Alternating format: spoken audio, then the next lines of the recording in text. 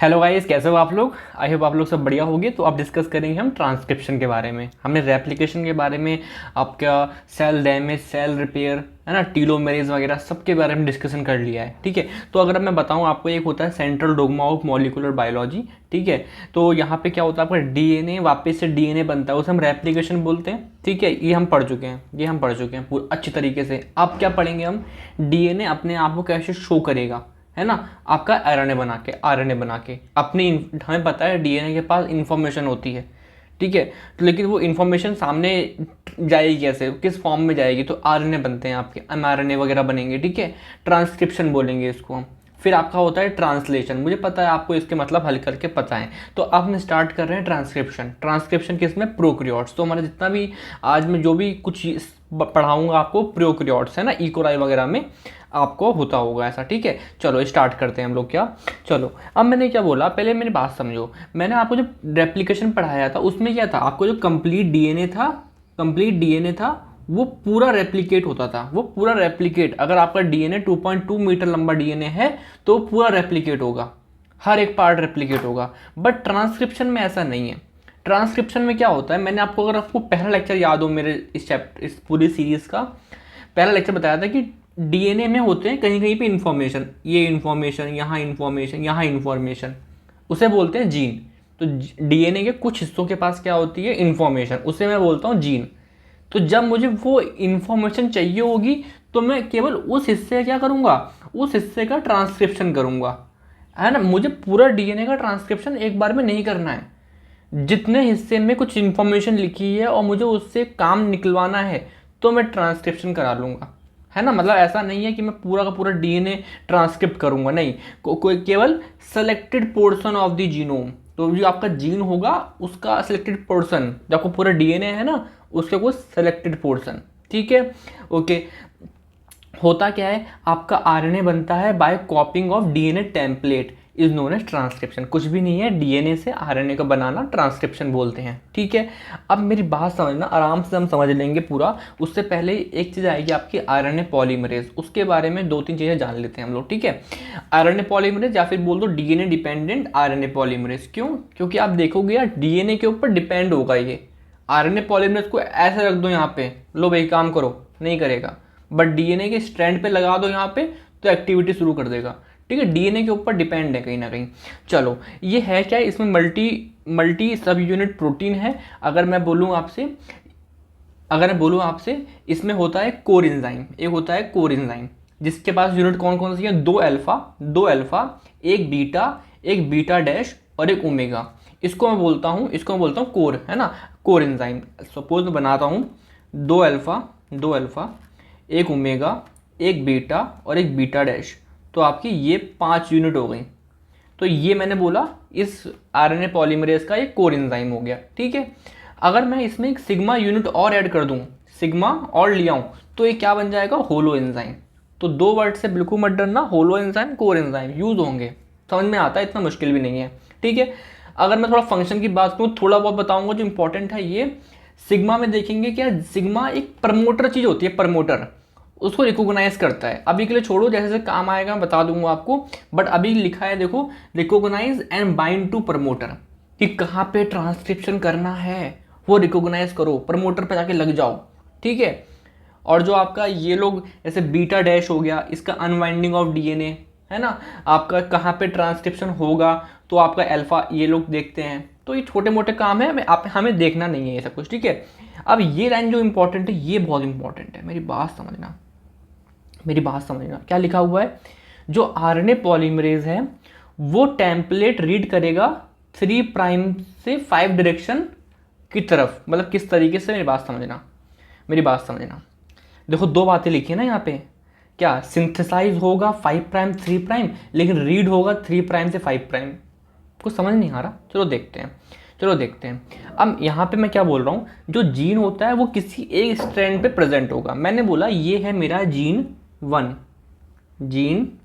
इसको करना है मुझे ट्रांसक्रिप्शन, इसका करना है ट्रांसक्रिप्शन। चलो, अब ट्रांसक्रिप्शन मतलब क्या है, इससे बनाओ एमआरएनए। अब इसके दो रास्ते हो सकते हैं, या तो यहां से स्टार्ट करो और इस तरफ जाओ, या तो यहां से स्टार्ट करो इस तरफ जाओ।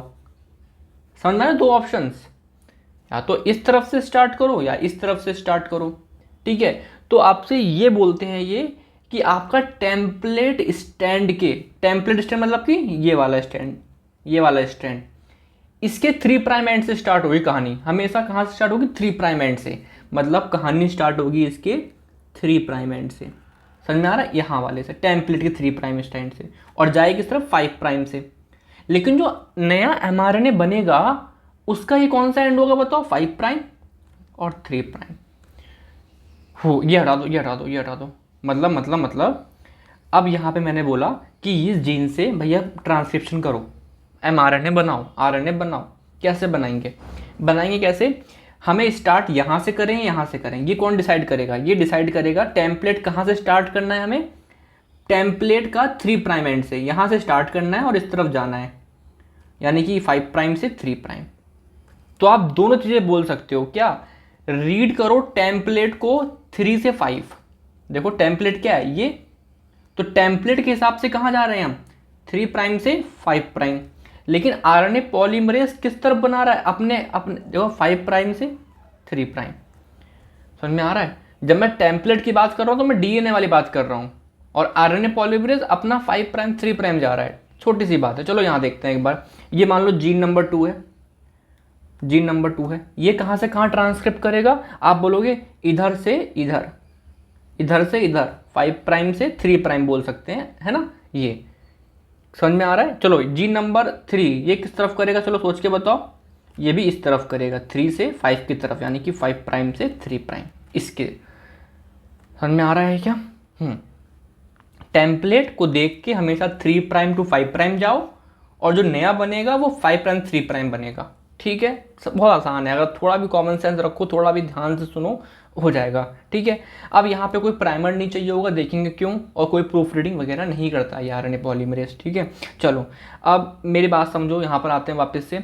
एक होता है आपका कोडिंग स्ट्रैंड, एक होता है नॉन कोडिंग स्ट्रैंड, है ना? कोडिंग के बहुत से नाम होते हैं, नॉन कोडिंग के बहुत सारे नाम होते हैं, बट अभी समझो मैं क्या बोल रहा हूँ आपसे। तो मैंने बोला आपसे एक ये जीन है, ये जीन है, इसको आपको ट्रांसक्रिप्ट करना है। ठीक है, ट्रांसक्रिप्ट करना है, तो आपने इसको ट्रांसक्रिप्ट कर दिया। ठीक है, मान लिया यहाँ पे मान लो ए है, ये जी है, ये टी है, ये सी है। तो इसका यहाँ पे क्या होगा बताना ज़रा। यहाँ पे होगा टी, यहाँ पे सी, यहाँ पे ए, यहाँ पे जी। ठीक है, अब मैंने क्या करा, इसको मुझे क्या करना है, mRNA बनाओ इससे, इसका। तो क्या बनेगा mRNA बताओ? ए का उल्टा क्या बनेगा? टी तो होता नहीं है, यू आएगा। और बताओ जी का उल्टा सी, टी का उल्टा ए, सी का उल्टा जी। ये बन गया, ये बन गया, ये आपका आरएनए बन गया। अगर आप थोड़ा फोकस करो, क्या ये वाला और ये जो वाला सेम है क्या? ये वाला सेम है क्या? आप बोलोगे हाँ ये सेम तो है। बिल्कुल देखो ना, CAG, बस जहाँ पे टी है वहाँ पे यू लगा दो, बिल्कुल सेम है। तो मैंने इसको बोला कोडिंग स्टैंड। आप बोलोगे अरे ये तो कोड हो ही नहीं रहा, ये तो कोड हो ही नहीं रहा, तो क्यों बोल रहा हूँ कोडिंग? बिकॉज उसका सीक्वेंस बिल्कुल सेम होता है उसके जैसा। ठीक है, तो आप बोलोगे सर कोडिंग स्टैंड। तो कोडिंग स्टैंड क्या है? अपोजिट स्ट्रैंड ऑफ डीएनए, है ना? जो आपका टेम्पलेट स्टैंड है उसका अपोजिट वाला, जिसका सीक्वेंस बिल्कुल सेम है ना? बस टी की जगह यू लगा दो। आप देखो मैंने इसको कोडिंग स्टैंड क्यों बोला, इस वाले को क्यों बोला, सोचो। क्योंकि उसका सीक्वेंस सेम है इसके जैसा। ठीक है, और इसे मैंने क्या बोल दिया, नॉन कोडिंग। तो सुनने में अजीब लग रहा है ना? जो कोड एक्चुअली हो रहा है, जिससे ये बन रहा है, उसे मैं नॉन कोडिंग बोल रहा हूँ, या फिर टेम्पलेट बोल रहा हूँ, या फिर एंटी सेंस बोल रहा हूँ।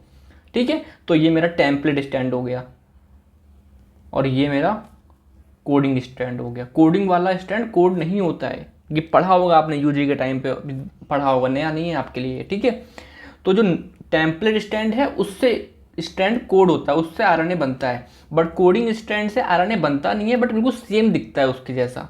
ठीक है, अब कुछ और चीज़ समझते हैं।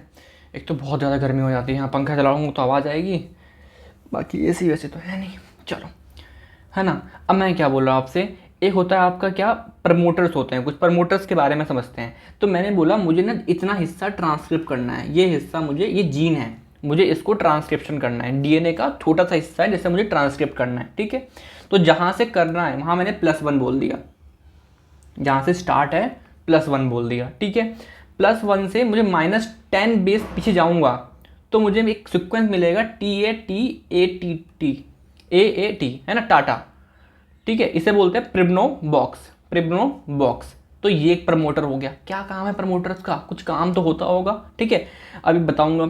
और -31 बेस पीछे जाओगे तो क्या मिलेगा आपको, एक और आपको -31 का प्रमोटर बॉक्स मिलेगा, ठीक है, जिसका सीक्वेंस कुछ याद करना तो कर लो, TGTA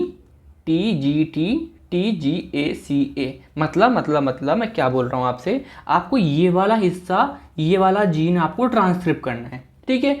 उससे पहले आपको दो प्रमोटर मिल रहे हैं जो कि हेल्प करेंगे, अभी प्रोसेस पढ़ाऊंगा ना, जो कि हेल्प करेंगे, ठीक है, ओके। और जीन जो ट्रांसक्रिप्ट होना है उससे पहले वाले को बोलते हैं अपस्ट्रीम सीक्वेंस, और जो इसके बाद होंगे उसे बोलेंगे डाउनस्ट्रीम सीक्वेंस। चलो अभी देखते हैं कि करके, ठीक है। अब स्टार्ट करते हैं एज अ प्रोसेस। तो 3 प्रोसेस होंगे, पहले स्टार्ट करेंगे, फिर इसको इलॉन्गेशन, फिर टर्मिनेशन। बहुत इंटरेस्टिंग है, समझ में आ जाएगा, मज़ा आ जाएगा, ठीक है। चलो देखें, अब ये वाला डायग्राम याद रखना, यहीं पढ़ाऊंगा पूरा, ठीक है। तो आपको क्या हुआ, सिग्मा फैक्टर पहले जाके बाइंड करेगा प्रमोटर सीक्वेंस पे। तो मान लो ये आपका सिग्मा फैक्टर, इसे रफ कर दूं हल्का हल्का सा, एक सेकेंड, थोड़ा कलर चेंज करते हैं। हाँ, ये मान लो ये क्या है, सिग्मा फैक्टर जाके किससे बाइंड हो गया, प्रमोटर रीजन में बाइंड हो गया, है ना, प्रमोटर रीजन में बाइंड हो गया। अब क्या हुआ इसके बाद, प्रमोटर पे बाइंड हो गया। क्यों, सिग्मा के पास ऐसी क्या क्या क्या काबिलियत है, क्योंकि सिग्मा आपके प्रमोटर को रिकॉग्नाइज करना जानता है, उससे बाइंड होना जानता है। तो सिग्मा जाके पहले बाइंड हुआ। आप बोलोगे सिग्मा क्या है, ये पढ़ाया तो था यहाँ पे सिग्मा, है ना। अब सिग्मा बाइंड हुआ, सेकेंड स्टेप में क्या हुआ, जो बाकी के कोर एंजाइम है, जो कोर एंजाइम है वो जाके बाइंड हुए सिग्मा से और फिर प्रमोटर से, है ना। तो मैंने बोला ये कलर, चलो यही है ना, ये क्या है आपके, फिर ये आपके कोर एंजाइम हो गए, ये जाके बाइंड हो गए पहले सिग्मा से फिर डीएनए से। तो at the end of the day ये पूरा क्या बन गया, होलो एंजाइम। सिग्मा पहले ही आ चुका था, कोर एंजाइम पीछे पीछे आ गए उसके, ठीक है। क्या इस टाइम पे ये डीएनए खुला क्या, डीएनए मतलब खुलने का मतलब जो यहाँ पे बॉन्ड है, ये बॉन्ड है, ये ओपन हुए क्या, हेलिकेज एक्टिविटी हुई क्या, आप बोलोगे नहीं हुई, कुछ नहीं हुआ, है ना। तो इस टाइम पे मैं बोलूँगा क्लोज्ड, ये क्या बना, क्लोज्ड प्रमोटर कॉम्प्लेक्स बना। जैसे समझा रहा हूँ वैसे ही लिखना पेपर में, ठीक है। अब क्या हुआ, अब आपका जो होलो एंजाइम है वो क्या करेगा, आपका डबल स्टैंड खोलेगा, कहाँ वाले के, टाटा वाले के, यहाँ वाले के। अगर मैं आपको नेक्स्ट डायग्राम पे पेज दिखाऊं, ये देखो, अभी पहले क्या था, देखो ये साफ नहीं दिख रहा हो बट सुनो, ये आपका क्या है, टाटा बॉक्स -10 और -35, ठीक है, 2 प्रमोटर रीजन हो गए। तो पहले कौन आया आपका, ये आपका आ गया सिग्मा फैक्टर, है ना। और ये पीला पीला क्या है, ये पूरा, ये क्या है आपका, ये आपका कोर एंजाइम हो गया, ठीक है। अब क्या हुआ, थर्ड स्टेप में क्या हुआ, आपका जो ये टाटा वाला था ना, टाटा वाला ये -10 वाला, इसमें ओपन हो, ये खुल गया थोड़ा डीएनए, मतलब ये वाला जो सीक्वेंस है ये ओपन हो गया, थोड़ा सा बबल सा बन गया, ये ओपन हो गया, अनवाइंड हो गया, अनट्विस्टेड हो गया, ठीक है। तो मैंने क्या बोल दिया उसका, ओपन प्रमोटर कॉम्प्लेक्स। पहले क्लोज था फिर ओपन हो गया। क्या ओपन हुआ है, -35 वाला नहीं, सिर्फ -10 वाला, ठीक है। देखो -35 से थोड़ा सा आगे निकल गया, लगा था स्टार्टिंग में -35 पे, बट ओपन केवल -10 पे होगा। मेरी बात पता नहीं कैसे पहुंच रही है आप तक, ठीक है। बहुत कुछ सोचना पड़ता है कि हाँ समझ में आ ही रहा होगा, थोड़ा बहुत अगर आया करे तो बता दिया करो मुझे थोड़ा अच्छा लगेगा, ठीक है। चलो -10 है ना, -10 पे ही हल्का सा ओपनिंग हो गया। तो मैंने क्या बोला इसे, ओपन प्रमोटर कॉम्प्लेक्स। तो 2 चीज़ क्लियर हो गई आपकी, आगे देखते हैं। अब क्या होगा, छोटा सा आरएनए, मतलब जो आरएनए पॉलीमरेज है, जो पूरा आरएनए पॉलीमरेज, कोर एंजाइम है ना, ये सब कुछ है, ये करेगा थोड़ा सा क्या बनाएगा, एक आरएनए बनाएगा छोटा सा, 5 से 10 बेस पेयर पे आरएनए बनाएगा, ठीक है। आरएनए बना लिया, हल्का सा ट्रांसक्रिप्ट कर लिया, ठीक है ना। मतलब कि यहाँ पे टाटा बॉक्स से +1 तक कुछ ट्रांसक्रिप्ट कर लिया, कुछ ट्रांसक्रिप्ट कर लिया, ठीक है। अब यहाँ पे आपका सिग्मा फैक्टर निकल गया, सिग्मा फैक्टर गया, सिग्मा फैक्टर गया। अब मुझे बताओ सिग्मा फैक्टर से चला गया तो क्या बचा, सिर्फ होलो एंजाइम या कोर एंजाइम? आप बोलोगे कोर एंजाइम, है ना, कोर एंजाइम। ये था आपका इनिशिएशन। अब आते हैं इलोंगेशन। अब देखो स्टार्टिंग का आरएनए बन चुका है, ये तो बन चुका था आरएनए, ठीक है। अब क्या होगा, आरएनए पॉलीमरेज एक्टिविटी होगी, कुछ नहीं होगा, एक एक करके न्यूक्लियोटाइड आते रहेंगे। अगर यहाँ पे ए है तो यहाँ पे यू आ गया, ठीक है। फिर अगली बार अगर एक सेकेंड, अगर यहाँ पे ए, यहाँ पे टी है तो यहाँ पे ए आ गया, यहाँ पे फिर जी है तो यहाँ पे सी आ गया, है ना। एक एक करके ये एक एक करके बना रहे, तो इसके लिए यहाँ पे होता है प्रोटीन का ब्रिज। क्या होता है? Protein bridge. दिख रहा है आपको, ये दिख रहा है प्रोटीन का ब्रिज। कि ऐसा ना हो कि सपोज करो ये नहीं है तो ऐसा ना हो कि एक साथ बहुत सारे न्यूक्लियोटाइड आ जाएं, तो एक एक करके आए, एक एक करके आगे बढ़ें, ठीक है। ठीक है ना, कुछ ज़्यादा बड़ी बात नहीं है, ये बहुत आसान सा है। क्या होगा, आरएनए पॉलीमरेज जो कि core enzyme moves along to trans. Core enzyme क्यों बोल रहा हूँ? बिकॉज सिग्मा निकल चुका है, सिग्मा जा चुका है, ठीक है। The DNA sequence into a single strand, है ना, आराम से ट्रांसक्रिप्ट कर लेंगे उसको। The process of elongation of the RNA chain continue until a termination. अब आखिरी में हम पढ़ेंगे टर्मिनेशन, जब तक चलता रहेगा ये, प्रूफ रीडिंग नहीं होती यहाँ पे, है ना। चलो अब हम समझते हैं टर्मिनेशन। तो 2 पढ़ा दिए मैंने। इनिशिएशन मुश्किल था, थोड़ा मुश्किल क्या ही बोलूँगा, सही था, मतलब ठीक है, ऐसे ही होना चाहिए। और इलोंगेशन तो कुछ भी नहीं है, बस एक एक करके न्यूक्लियोटाइड आते गए आते गए आते गए आते गए, ठीक है। क्या आते गए?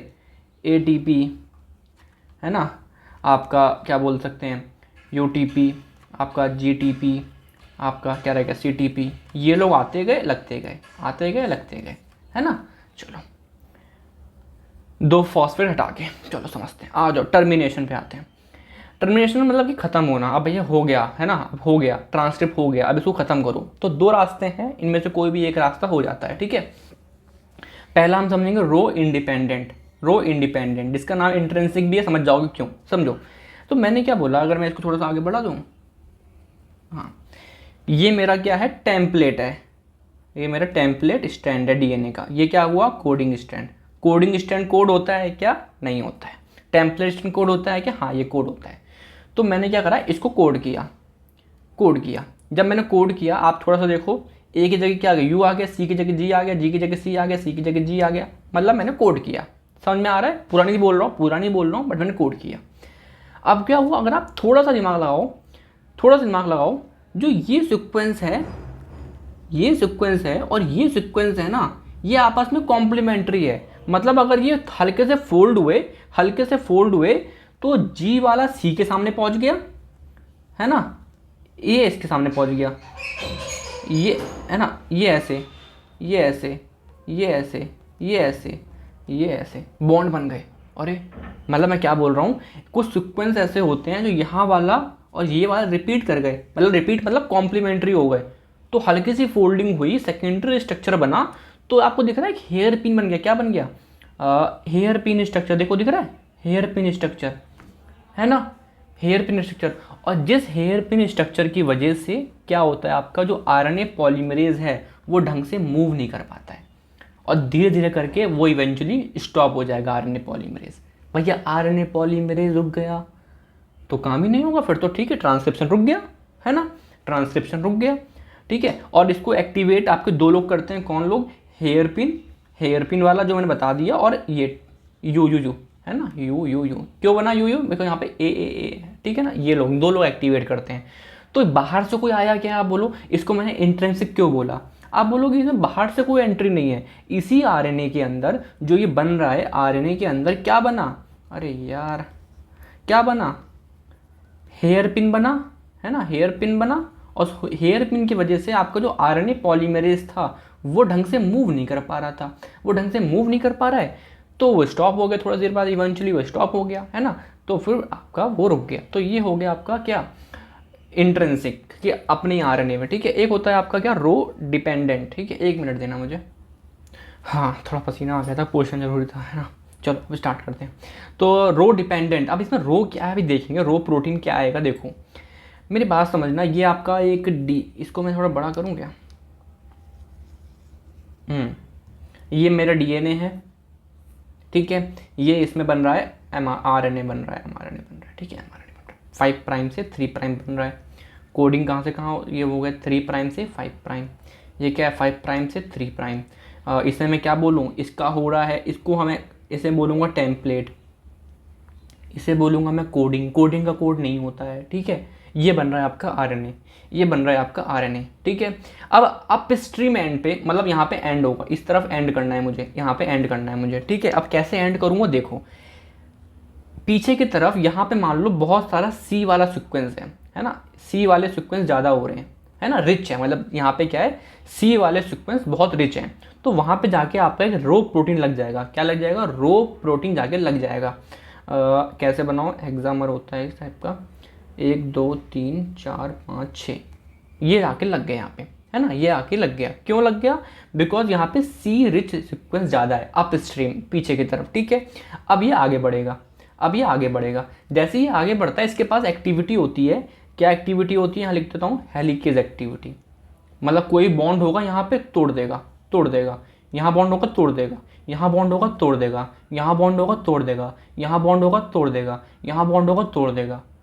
अब इससे क्या हुआ, इससे क्या हुआ, इससे क्या हुआ, आपका जो mRNA जो चिपका हुआ था यहाँ पे वो फ्री हो गया, देखो 5 प्राइम से 3 प्राइम अलग हो गया, क्योंकि उसने DNA और RNA के बीच में जो भी कुछ बाइंडिंग थी, बॉन्ड बने हुए थे हल्के हल्के, उनको तोड़ दिया, किसने, रो ने, किसने, रो ने, है ना, क्योंकि रो के पास कैसी एक्टिविटी, हेलिकेज एक्टिविटी है, और उसने RNA पॉलीमरेज को भी डिस्प्लेस कर दिया, और at the end of the day हुआ क्या, जब RNA पूरा निकल ही गया ये, है ना, तो आपका पूरा पूरा ट्रांसक्रिप्शन रुक जाता है। आप बोल सकते हो रो डिपेंडेंट है, और रो बाहर से आया तो कहीं ना कहीं एक्सटेंसिक हो गया ये, ठीक है, बोल सकते हैं। तो दोबारा समझो मेरी बात, सी रिच रीजन में आपका रो प्रोटीन आके लगेगा, और उसके पास होती है हेलिकेज एक्टिविटी, जो क्या करेगा, DNA और RNA के बीच को तोड़ देगा और RNA को फ्री कर देगा, न्यू RNA बना, मतलब वो फ्री हो गया, ठीक है, और आपका रो प्रोटीन और जो आपका वो RNA पॉलीमरेज थे वो हट गए, ठीक है। अब समझ में हमको आया क्या, इतना आसान है और क्या ही है, ठीक है। ATP चाहिए होती है सब काम करने, ATP चाहिए होती है, ऐसा नहीं बिना ATP के हो जाएगा। अब इनहिबिटर्स होते हैं, 2 इंपॉर्टेंट क्वेश्चन यहाँ से आ जाते हैं, पूछ लेते हैं आपसे वाइवा वगैरह में भी, ठीक है।